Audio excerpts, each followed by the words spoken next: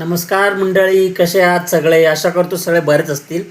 आई, काय आज एवढं सर्व जेवण कशाला बनवलंय? आज बेटा पित्रोंचा ताट सजवला आज अच्छा, नैवेद्याची. पितरांचं तर्पण करायसाठी ना? हा श्राद्ध तर्पणसाठी. हा श्राद्ध. आज सगळे पित्रोंचा प्रसाद, हे ताटाचं नैवेद्य.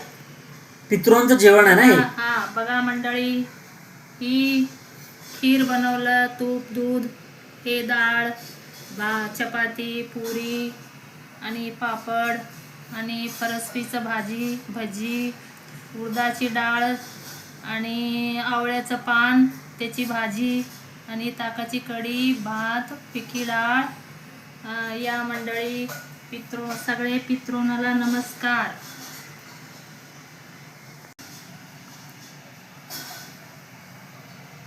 आज आमच्या घरी श्राद्ध तर्पण होत आहे मंडळी.